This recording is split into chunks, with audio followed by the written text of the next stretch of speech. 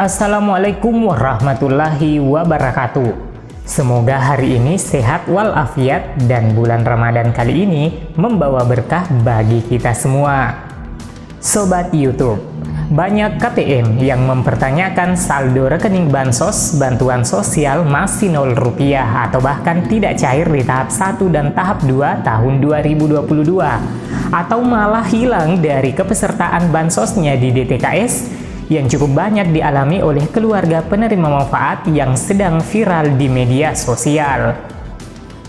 Banyak pengurus KPM yang bingung harus bagaimana mencari jawaban atas kepesertaannya setelah melakukan pengecekan pada tautan cek bansos. Tidak terbaharukan status dan periode salur berjalan saat ini, dan dampaknya tentu saldo rekening bansos yang dimiliki tidak terisi. Sobat YouTube, saldo rekening bansos yang disediakan oleh pemerintah khusus kepada masyarakat yang masuk dalam DTKS Data Terpadu Kesejahteraan Sosial yang berada dalam naungan Kementerian Sosial Republik Indonesia berupa saldo rekening bank yang masuk dalam Himbara Himpunan Bank Negara. Sebagai bukti bahwa KPM penerima bansos memiliki rekening bansos yang nantinya akan terisi saldo dari pemerintah. Pengurus keluarga penerima manfaat akan diberikan kartu ATM dan buku rekening khusus peserta bansos PKH yang menjadi bukti sah kepemilikan rekening bansos tersebut. Perbaikan data penerima bantuan sosial tahun 2022 terus dilakukan oleh Kementerian Sosial Republik Indonesia berawal dari temuan dari Komisi Pemberantasan Korupsi (KPK) telah dilaksanakan sejak bulan Maret 2021 lalu. Oleh karena itu, Kementerian Sosial mengeluarkan Peraturan Menteri Sosial Republik Indonesia Nomor 3 Tahun 2021 tentang pengelolaan data terpadu kesejahteraan sosial, bahwa data terpadu kesejahteraan sosial menjadi dasar acuan dalam melaksanakan penyelenggaraan kesejahteraan sosial.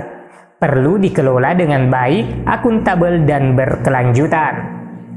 Pasal 1 dalam Peraturan Menteri ini yang dimaksud, Poin 1. Data terpadu kesejahteraan sosial adalah data induk yang berisi data pemerlu pelayanan kesejahteraan sosial, penerima bantuan dan pemberdayaan sosial, serta potensi dan sumber kesejahteraan sosial.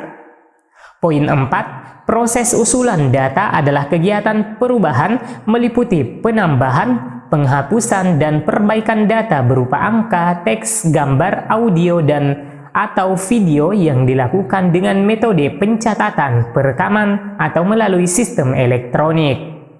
Poin 5. Verifikasi data yang selanjutnya disebut verifikasi adalah proses pemeriksaan data untuk memastikan proses usulan data yang telah dilakukan sesuai dengan prosedur yang telah ditetapkan dan memastikan data yang telah dikumpulkan atau diperbaiki sesuai dengan fakta di lapangan.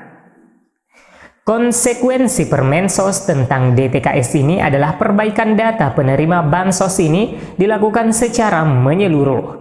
Secara umum, bagi penerima bansos, baik itu PKH, BPNT maupun PBI, dampak yang mungkin terjadi setelah adanya perbaikan ini, banyak data penerima bansos yang sudah tidak layak menerima, baik dikarenakan tidak padannya NIK dengan Dukcapil Kemendagri, ataupun data penerima bansos yang sudah meninggal namun masih tercantum akan dilakukan penghapusan data. Serta beberapa hal lain yang harus dibenahi oleh Kementerian Sosial Republik Indonesia. Perbaikan ini akan terus dilakukan oleh Kementerian Sosial agar beransur-ansur data penerima bansos yang memiliki rekening bansos, baik KPM, BPNT, bantuan pangan non-tunai maupun PKH program Keluarga Harapan, menjadi benar-benar tepat sasaran. Langkah-langkah memastikan penyebab saldo rekening bansos masih 0 atau bantuan tidak cair secara umum dan khususnya bagi KPM PKH yang tidak masuk bantuannya. Selain masalah tadi, data tidak padan dengan Dukcapil, NIK tidak aktif, beberapa kemungkinan anggota rumah tangga yang menjadi kategori PKH-nya tidak lagi terdeteksi sebagai komponen PKH yang disebabkan beberapa hal berikut ini. 1. Untuk data-data KPM PKH yang ditemukan di lapangan sudah mampu dan telah melalui pemutakhiran terkait kelayakan melalui aplikasi 6NG. 2. Bagi anggota KPM yang memiliki komponen anak usia sekolah, namun dalam perhitungan komponennya tidak masuk perhitungan bantuan sosial, bahkan komponen yang selama ini terbaca dan dibayarkan bantuannya, datanya tidak valid atau tidak online pada aplikasi Dapodik sekolah. Yang ketiga, komponen pendidikan yang dimiliki data fasilitas pendidikan atau sekolah tidak terdaftar dalam Dapodik atau EMIS. Sobat YouTube, terkait bantuan yang tidak masuk pada penyaluran tahap ke-1 dan 2 yang perlu diperhatikan bagi KPM PKH agar bantuannya sesuai dengan jumlah kategori, harap diperhatikan hal-hal berikut ini. 1. Untuk komponen pendidikan.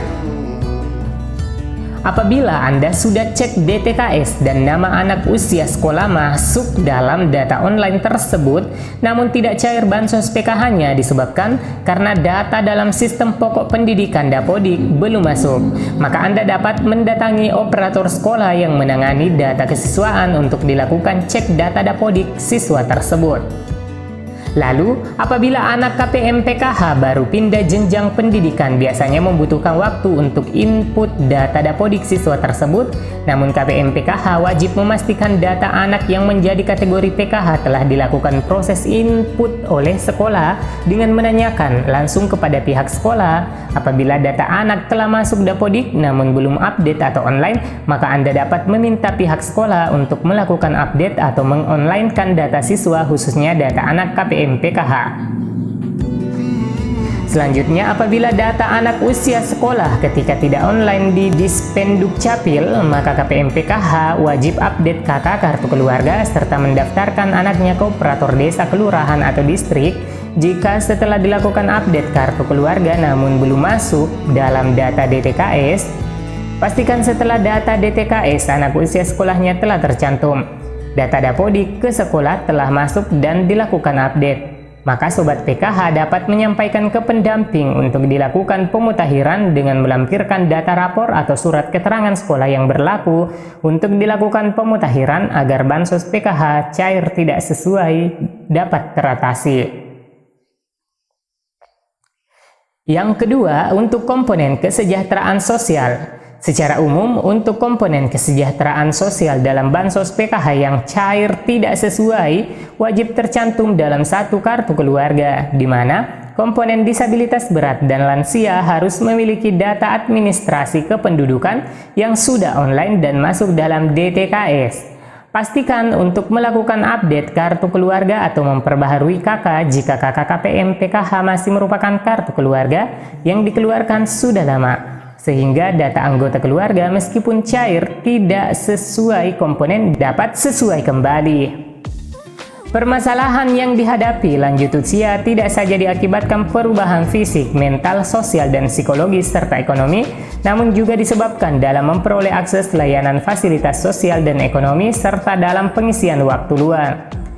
Hal ini dapat menyebabkan menurunnya kemampuan dan umur harapan manusia Indonesia lanjut usia.